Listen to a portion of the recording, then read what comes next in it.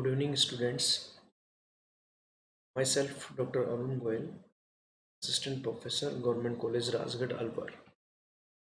I'm here to deliver lecture on electrochemistry first for BSc second year students. हम BSc second year students के लिए electrochemistry शुरू करने जा रहा हूँ। इसमें ये आपके सिलेबस की 2 यूनिट कवर करेंगे, यूनिट 4 एंड यूनिट 5। और उसमें से यूनिट 4 हम आज शुरू करेंगे। तो ये बेसिकली आपकी 2 यूनिट कवर करेगा। हम दोनों यूनिट को कंटिन्यूसली देखेंगे जिससे आपकी यूनिट 2 कवर होंगी और इलेक्ट्रोकेमिस्ट्री के सारे टॉपिक्स जो भी आपके सिलेबस में वो इसमें कर लेंगे। देखिए, हम इसको शुरू करते हैं। सबसे पहले देखिए, व्हाट इज इलेक्ट्रोकेमिस्ट्री।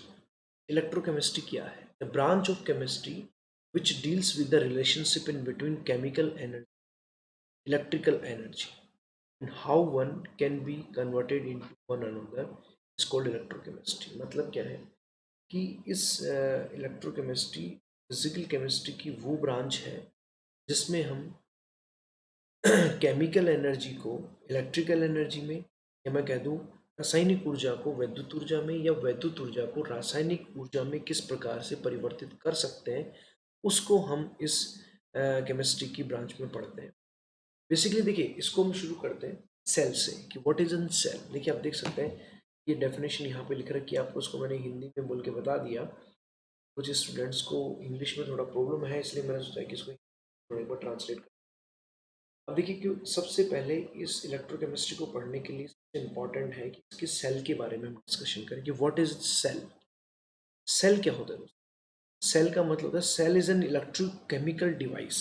मतलब एक ऐसा उपकरण है जो वैद्युत ऊर्जा को रासायनिक ऊर्जा में या रासायनिक ऊर्जा को वैद्युत ऊर्जा में परिवर्तित करने के लिए आवश्यक होता है, उसे हम सेल कहते हैं।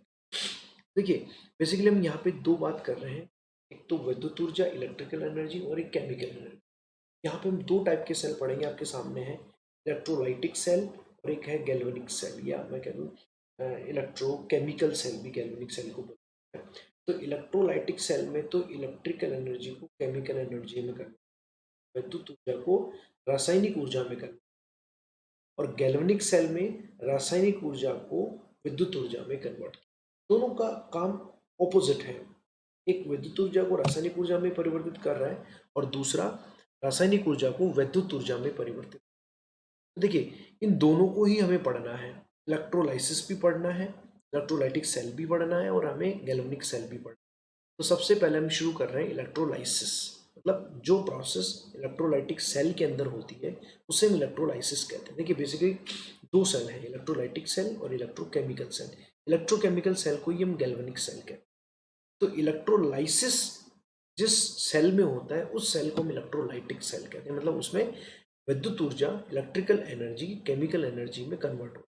तो इलेक्ट्रोलाइसिस क्या है? It is a process in which when current is pass through the matter, or we can say electrolytic material which is present in molten state or aqueous state. The products are formed due to oxidation and reduction at anode and cathode respectively। मतलब क्या है? इलेक्ट्रोलाइसिक cell को देखो एक simple सी language में, एक simple सा एक कंटेनर है, आप देख सकते हैं इसमें। देखो ये जो दिखा रखा है ये बीकर है। इस बीकर में ये दो सेल है। यहाँ पे देखिए, ध्यान दीजिएगा, अभी हम इलेक्ट्रोलाइटिक सेल की बात कर रहे हैं। इसमें दो इलेक्ट्रोड हैं, ये आपको दिख रहा होगा, एक प्लस इलेक्ट्रोड है और एक ये माइनस इलेक्ट्रोड। और ये दोनों इलेक्ट्रोड एक बैटरी से जुड़े हुए हैं। यहाँ पे एक बैटरी दिख रही है आपको, प्लस और माइनस का टर्मिनल। इस बैटरी का प्लस टर्मिनल इस रोड से जुड़ा हुआ है, इसलिए ये प्लस टर्मिनल प्लस चार्ज दिखा रहा है। इस बैटरी का माइनस टर्मिनल इस रोड से जुड़ा हुआ है, इसलिए इसको माइनस नेगेटिवली चार्ज है। तो ध्यान देना, ये दोनों इलेक्ट्रोड जिस बीकर में है उस बीकर में एक सॉल्यूशन भरा हुआ है।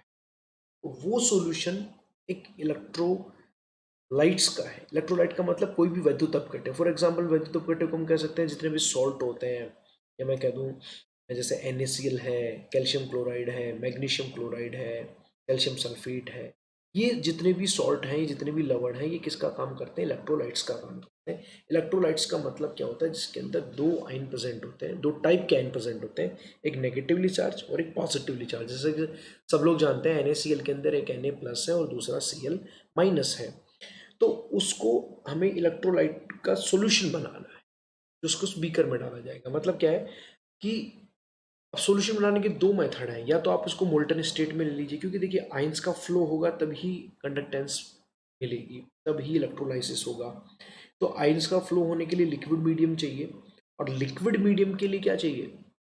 या तो इसको मोल्टन स्टेट में लें गलित अवस्था में, या फिर इसको पानी में मिला करके ले लें सोल्यूशन में, मतलब एक्वस सोल्यूशन आप ले सकते हैं। तो अपने जो भी लेना है वो अपन बाद की बात करेंगे, अभी अपने को दोनों में कोई भी एक स्टेट लेना है, उसके अंदर ये दोनों इलेक्ट्रोड डिप करा दिए और इन दोनों इलेक्ट्रोड को बैटरी से कनेक्ट कर। अब देखिए यहाँ पे इलेक्ट्रोड की नेचर क्या है, वो कोई मैटर नहीं करती। ये इलेक्ट्रोलाइटिक सेल की और इलेक्ट्रोकेमिकल सेल के बीच का बहुत बड़ा डिफरेंस है कि यहाँ पे कोई भी रोड लें उससे फर्क नहीं पड़ेगा। आपने बैटरी के प्लस टर्मिनल से जिस रोड को जोड़ दिया वो प्लस पॉजिटिवली चार्ज हो जाएगा, नेगेटिव टर्म से नेगेटिव जोड़ दिया तो वो नेगेटिवली चार्ज हो जाएगा, और जो प्लस टर्मिनल से जोड़ोगे वो एनोड कहलाएगा, हमेशा एनोड कहलाएगा। यहाँ पे there is no difference whether it is iron, whether it is copper or any any type of metal which is present here, there is no matter। यहाँ पे कोई भी टाइप का, कोई किसी भी प्रकार का मेटल हो सकता है, अगर वो बैटरी के प्लस टर्मिनल से जुड़ा हुआ है तो वो एनोड होगा, और नेगेटिव टर्मिनल से जुड़ा हुआ है तो वो कैथोड होगा। अब क्या हुआ, जैसे ही बैटरी को लगा करके हम इस इलेक्ट्रोलाइटिक सॉल्यूशन के अंदर इसको शुरू करेंगे, बैटरी से इसमें करंट फ्लो करेंगे, तो इसके अंदर इलेक्ट्रोलाइसिस होना शुरू हो जाएगा। इलेक्ट्रोलाइसिस का मतलब क्या है कि आपने जो इलेक्ट्रोलाइटिक सॉल्यूशन लिया उसमें दो टाइप के एक आयंस हैं, एक पॉजिटिवली चार्ज आयन और एक नेगेटिवली चार्ज आयन। मतलब अपन ने फॉर एग्जांपल अपन ने एक सोल्ट ले लिया NaCl, तो उसमें दो टाइप के आयंस हैं, एक Na प्लस और एक Cl माइनस। जैसे आप इसको मोल्टन स्टेट में लेंगे या एक्वस स्टेट में लेंगे तो ये दोनों के दोनों अलग अलग हो जाएंगे और फ्री फ्लो करेंगे। अब क्या होगा कि जो Cl माइनस आयन है वो प्लस इलेक्ट्रोड की तरफ भागेगा, मतलब एनोड की तरफ भागेगा, और Cl माइनस आयन एनोड की तरफ भागेगा और Na प्लस माइनस इलेक्ट्रोड की तरफ भागेगा, क्योंकि हमेशा ऑपोजिटली चार्जेस इंटरेक्ट होंगे। तो यहाँ पे एनोड के ऊपर ऑक्सीडेशन होगा, Cl माइनस एक इलेक्ट्रॉन को लूज करेगा और Cl2 गैस बना देगा। इसी तरीके से Na प्लस एक इलेक्ट्रॉन लेगा और क्या बना देगा? सोडियम मेटल बना देगा। इलेक्ट्रॉन लेना है इसलिए इसको रिडक्शन कहेंगे, Cl माइनस इलेक्ट्रॉन दे रहा है इसलिए इसको ऑक्सीडेशन कहेंगे। तो ये एक इलेक्ट्रोलाइटिक सेल का रिप्रेजेंटेशन है। तो इसमें क्या हुआ, बैटरी से आपने जो करंट फ्लो किया, इट मीन्स आपने इलेक्ट्रिकल एनर्जी दी है। क्या दी है? इलेक्ट्रिकल एनर्जी उस इलेक्ट्रोलाइटिक सेल को दिया है बैटरी के थ्रू, और उसके द्वारा जो NaCl था उसके Na प्लस आयन और Cl माइनस आयन अलग अलग हुए हैं, और वहां से कौन सी एनर्जी प्रोड्यूस हुई है? केमिकल एनर्जी, रासायनिक ऊर्जा। मतलब वैद्युत ऊर्जा किस में कन्वर्ट हो गई? रासायनिक ऊर्जा में कन्वर्ट हो गई। तो ये एक डेमोस्ट्रेशन है, एक प्रदर्शन है इलेक्ट्रोलाइटिक सेल का। तो इलेक्ट्रोलाइटिक सेल, अब देखिए electrolytic cell is a non spontaneous process. Non spontaneous process का मतलब क्या है? ये स्वतः प्रक्रम नहीं है। स्वतः प्रक्रम क्यों नहीं है? क्योंकि इसके अंदर सब कुछ हो रहा है बैटरी की वजह से। अगर बैटरी नहीं लगाएंगे तो ये ऑटोमेटिकली नहीं होगा। अगर आपने केवल दो इलेक्ट्रोड लगा दिए और नीचे इलेक्ट्रोलाइसिस शुरू होने लगे, ऐसा नहीं है।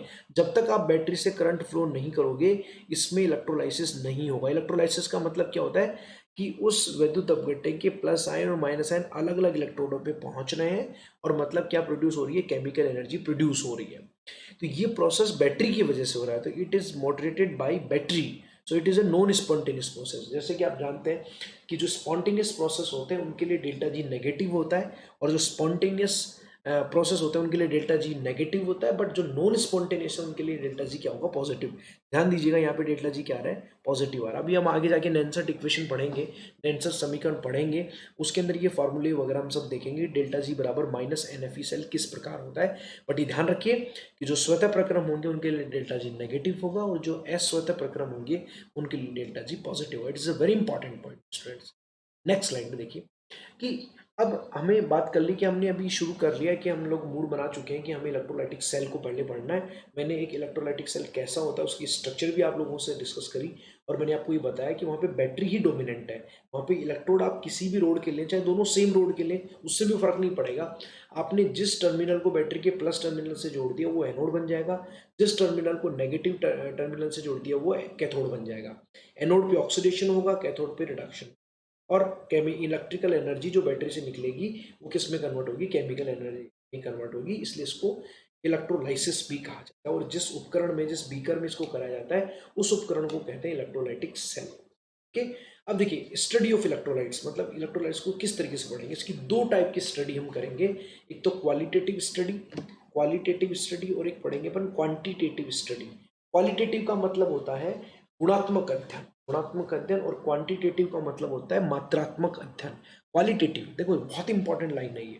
क्वालिटेटिव स्टडी का मतलब क्या, गुणात्मक। गुणात्मक का मतलब क्या है कि जैसे सपोज कीजिए आपने उस बीकर में NaCl लिया। अब देखिए अगर NaCl को आप मोल्टन स्टेट में, क्योंकि देखो ये कंफर्म आप लोगों को हो चुका है कि हमने जो भी लिया है वो लिक्विड फॉर्म में होना चाहिए। क्योंकि अगर लिक्विड फॉर्म में नहीं होगा तो सॉलिड फॉर्म में तो आयन मोबाइल ही नहीं होंगे ना, गति नहीं कर पाएंगे। इसलिए लिक्विड स्टेट में लेना आपको। अब बीकर में NaCl को लिक्विड स्टेट में लेने के दो मेथड है। या तो आप उसको एक्वस सॉल्यूशन ले लीजिए, मतलब पानी में सॉल्यूशन बना के ले लीजिए तो बन जाएगा, या फिर उसको सीधा ही मोल्टन स्टेट में ले, मतलब उसको इतना हीट कर दिया जाए किसी भी इलेक्ट्रोलाइट को जितने मेल्टिंग पॉइंट पे वो पिघलता है कि वो मोल्टन स्टेज में आ जाए। मोल्टन स्टेट लाना थोड़ा सा ज़्यादा एफर्ट्स लेता है, तो इसलिए हम ज़्यादातर एक्वस स्टेट में ही लेना प्रीफर करते हैं। हाँ, लेकिन एक्वस स्टेट के अलग डीमेरिट्स होते हैं, वो एक अलग बात। तो देखिए अगर मान लीजिए मैंने NaCl को एक्वस स्टेट में लिया तो there are total 4 type of ions. Na plus और Cl माइनस ही नहीं होगा, क्योंकि आपने H2O में लिया है। तो यहाँ पे there are total 4 type of ions are present here. First is H plus ion because of H2O, second one is OH minus ion so because of H2O, third one is Na plus and fourth one is Cl minus. तो हमें पता है कि positively charge जो ions हैं वो cathode पे जाएंगे, नेगेटिवली चार्ज इलेक्ट्रोड पे जाएंगे। अभी मैंने आपको बताया ना, देखिए ये आप देख सकते हैं, ये वाला इस पे ये नेगेटिव इलेक्ट्रोड होगा उसके ऊपर प्लस वाले आयन जाएंगे, और जो पॉजिटिव इलेक्ट्रोड होगा उसके ऊपर नेगेटिव आयन्स जाएंगे। यहाँ पे प्लस इस बैटरी के प्लस से जुड़ने के कारण से आ रहा है, यहाँ पे माइनस इस नेगेटिव टर्मिनल से जुड़ने से आ रहा है बैटरी के। अब यहाँ पे माइनस है तो इस पे प्लस वाले आयन जाएंगे, इस पे प्लस वाले पे माइनस वाले आयन जाएंगे। तो देखिए मैंने आपको बताया, तो यहाँ पे क्या होगा कि जो Na प्लस है और H प्लस है वो दोनों किस तरफ जाएंगे, नेगेटिव आयन, नेगेटिव इलेक्ट्रोड, मतलब इस पे जाएंगे कैथोड पे, इसके लिए रिडक्शन के लिए। और इधर कौन कौन जाएगा, Cl माइनस और OH माइनस, वो जाएगा प्लस वाले इलेक्ट्रोड की तरफ, मतलब एनोड पे जाएगा ऑक्सीडेशन लेने के। तो क्वालिटेटिव स्टडी ये बताती है कि जो Na प्लस और H प्लस है उनमें से पहले कौन पहुंचेगा, किस पे, कैथोड पे, इसके लिए रिडक्शन पे, मतलब पहले रिडक्शन किसका होगा या दोनों में से ज्यादा रिडक्शन किसका होगा। अगर H प्लस रिडक्शन करता है तो कैथोड पे हाइड्रोजन गैस बनेगी। अब चूंकि हाइड्रोजन गैस फॉर्म है तो वो कैथोड पे रिलीज होना शुरू हो जाएगी।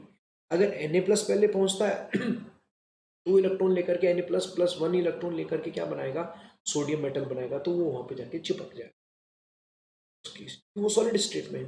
तो बात ये आती है कि दोनों में से कौन पहले जाए। इसी तरीके से उधर कौन है माइनस के रूप में, Cl माइनस और OH माइनस। अगर OH माइनस आता है तो O2 गैस निकलेगी। OH माइनस का एक पूरी प्रोसेस है, to OH plus H2O O2, इस तरीके से एक रिएक्शन होती है, हम आगे डिस्कस करेंगे उसको। तो O2 गैस निकलेगी, अगर Cl माइनस आता है तो Cl2 गैस निकलेगी। तो इन दोनों में से और इधर इन दोनों में से कौन पहले पहुंचेगा, इसको हम बोलते हैं क्वालिटेटिव स्टडी। मतलब और ये डिपेंड करता है कि पर्टिकुलर आयन का एक डिस्चार्ज पोटेंशियल होता है। जिसका डिस्चार्ज पोटेंशियल कम होगा, या मैं कह दूं जिसका डिस्चार्ज पोटेंशियल ज्यादा होगा, उस पर डिपेंड करता है कि कौन सा आयन किस पे पहले पहुंचेगा। प्लस आयन का कंपटीशन माइनस से नहीं है, ध्यान रखिए, दो प्लस है, इसलिए दोनों में से पहले कौन पहुंचेगा वो उसकी मोबाइलिटी पे बहुत सारी चीजों पे डिपेंड करता है, वो हम आगे जाके पढ़ेंगे। और एक होता है क्वांटिटेटिव स्टडी। क्वांटिटेटिव स्टडी का मतलब क्या है कि अगर मान ली, अच्छा अगर अगर आप एक्वस सॉल्यूशन ना लेकर के सिंपल अगर NaCl को मोल्टन स्टेट में लेते प्योर, तो केवल दो ही टाइप के आयन होते हैं, एक Na प्लस और एक Cl माइनस, जिसमें Na प्लस चला जाता आपके कैथोड पे, मतलब नेगेटिवली चार्ज इलेक्ट्रोड पे, और Cl माइनस चले जाता पॉजिटिवली चार्ज इलेक्ट्रोड पे, जिसको हम एनोड कहते हैं। और यहाँ पे कोई क्वालिटेटिव स्टडी की जरूरत ही नहीं थी। क्वांटिटेटिव का मतलब क्या है कि मुझे ये चाहिए कि मान लो मुझे सोडियम, क्योंकि यहाँ से जो भी मेटल आपको मिलेगी, जैसे मान लो सोडियम प्लस इलेक्ट्रॉन लेके सोडियम मेटल बना रहा है, तो वो बिल्कुल प्योर होगी। क्यों? क्योंकि इसके अंदर बिल्कुल प्योर, कोई इम्प्योरिटी होने का चांसेस नहीं है। तो अगर मुझे कई बार क्या है, इनको डेकन प्रोसेस में, इनमें सब में मेटल को प्रोड्यूस करने के लिए भी इन प्रोसेस को यूज किया जाता है, इलेक्ट्रोलाइसिस प्रोसेस को। तो मुझे अगर मेटल का प्रोडक्शन करना है तो मैं क्या बात करूंगा, अमाउंट की, भाई कितनी अमाउंट बनेगी, उसको बोलेंगे क्वांटिटेटिव स्टडी, मात्रात्मक अध्ययन। मात्रात्मक अध्ययन का मतलब ये है कि कितनी अमाउंट मिलेगी। तो मुझे यहाँ पे ये नहीं दिख रहा कि कौन पहले पहुंचेगा, वो मैंने देख लिया। मुझे ये देखना है कि कितना Na+ वहाँ पे मतलब डिपॉजिट होगा, कितना रिड्यूस होगा, या कोई भी गैस कितनी मिलेगी, तो उसकी कितनी अमाउंट मिलेगी। तो इसके लिए ये है कि जितनी ज़्यादा आप बैटरी से करंट फ्लो करोगे उतनी ज़्यादा मिलेगी। तो उसको बोलते हैं हम मात्रात्मक अध्ययन, की कितनी, कि amount of the chemical substance that is liberated, मतलब गैस होगी तो लिबरेट होगी, और डिपॉजिटेड अगर सॉलिड होगा तो इलेक्ट्रोड पे वो होगा। तो इसको बताने के लिए कौन सा लॉ आया था, फैराडे लॉ। तो ये सब मैंने आपको क्वालिटेटिव स्टडी और क्वांटिटेटिव स्टडी के बारे में बताया। अब हम कल बात करेंगे, क्वालिटेटिव स्टडी हमें बाद में पढ़ना है, पहले हम बात करेंगे क्वांटिटेटिव स्टडी की। इसमें फेराडे लॉ हमें देखना है। कौन सा लॉ देखना है? Faraday law. तो आपको थोड़ा सा रिपीट कर देता हूँ। फेराडे लॉ क्या है? It is basically quantitative study of electrolysis, मतलब कि बैटरी से कितनी धारा प्रवाहित की जाए जिससे कि मुझे एक पर्टिकुलर इलेक्ट्रोड के ऊपर इतनी मात्रा में या कितनी मात्रा में मुझे वो धातु प्राप्त हो जाएगी। इसका अध्ययन किसके द्वारा किया जाता है? फैराडे के नियम के द्वारा किया जाता है। तो हम नेक्स्ट मेरी वीडियो में हम बात करेंगे फैराडे लॉ के बारे में। थैंक्स।